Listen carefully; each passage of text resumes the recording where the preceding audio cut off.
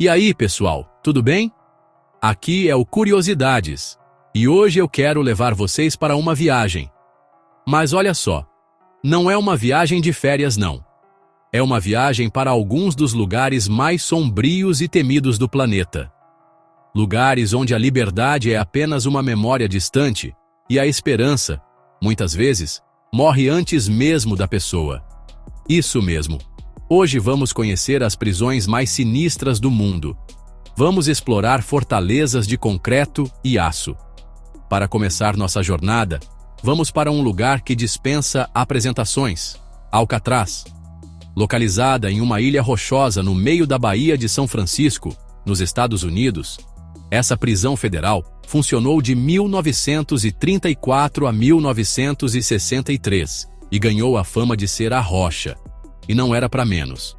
A ideia por trás de Alcatraz era simples e aterrorizante: criar um lugar para os piores dos piores, aqueles criminosos que outras prisões não conseguiam segurar. Era o fim da linha. As águas geladas e as correntes fortes da Baía tornavam qualquer tentativa de fuga a nado praticamente um suicídio. Os guardas costumavam dizer aos prisioneiros: quebre as regras e você vai para a prisão. Quebre as regras da prisão e você vai para Alcatraz. Isso dava o tom do lugar. A rotina era extremamente rígida, com uma contagem de prisioneiros que acontecia até 13 vezes por dia.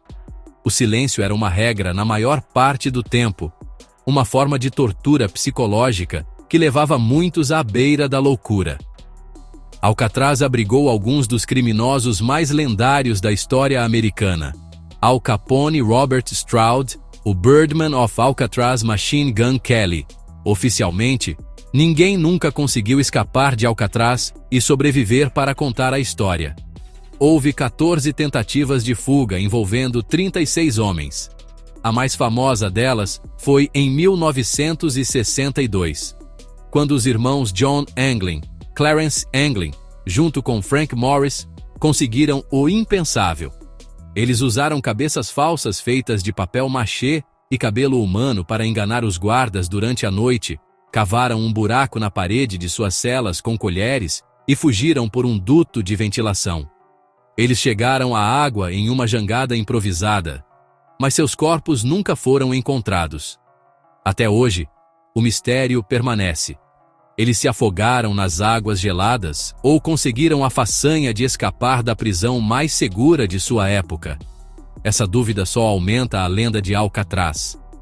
Embora tenha sido desativada por causa dos altos custos de manutenção, seu legado como a fortaleza impenetrável continua vivo, atraindo milhões de turistas todos os anos, fascinados por suas histórias sombrias e pela pergunta que ecoa em seus corredores vazios: era realmente impossível escapar? Agora, saímos dos Estados Unidos e descemos para a América do Sul, para um lugar que redefine o conceito de superlotação e violência. Bem-vindos à prisão de La Sabaneta, na Venezuela. Se Alcatraz era um inferno frio e organizado, La Sabaneta é o caos em sua forma mais pura e brutal. Construída para abrigar cerca de 700 detentos, em seus piores momentos, chegou a ter mais de 3.700 pessoas espremidas em um espaço completamente inadequado. A matemática aqui é simples e aterrorizante. Não há espaço, não há recursos, não há humanidade. A superlotação é tão extrema que os prisioneiros precisam revezar para dormir no chão. Muitos dormem em redes improvisadas, penduradas umas sobre as outras nos corredores imundos ou até mesmo nos banheiros. Doenças como cólera, tuberculose, AIDS se espalham de forma descontrolada. Da desordem da Venezuela, vamos para a ordem implacável da Rússia.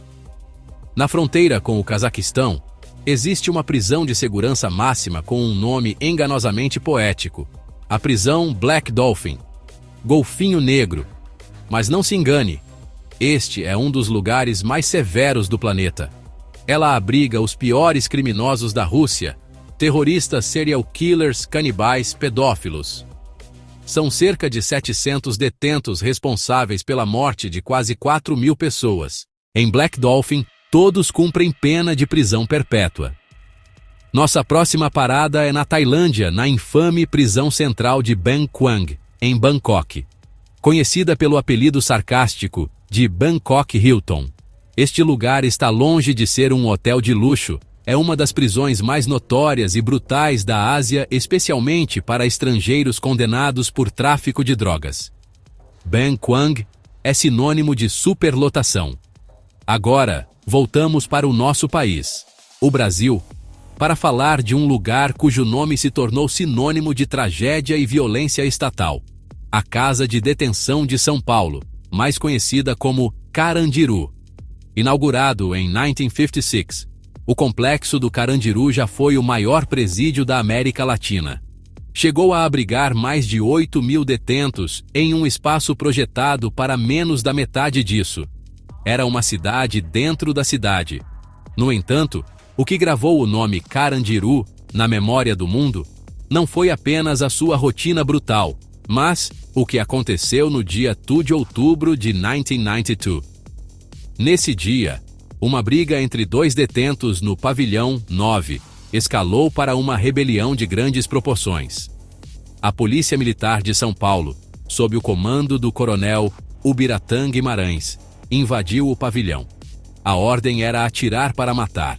Em poucas horas, 111 detentos foram mortos. Laudos periciais posteriores mostraram que muitos foram executados sumariamente, com tiros na cabeça e nas costas dentro de suas celas, rendidos e desarmados.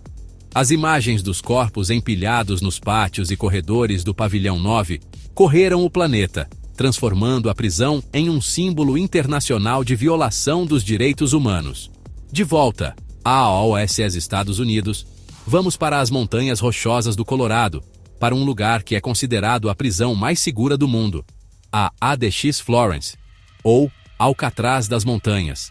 Esta é uma prisão supermax, projetada para um único propósito: isolamento total e absoluto.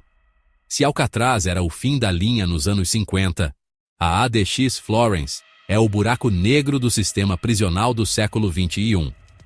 É para cá que o governo americano envia os criminosos que considera perigosos demais para qualquer outro lugar. A lista de hóspedes da ADX Florence parece um quem é quem do terrorismo e do crime organizado.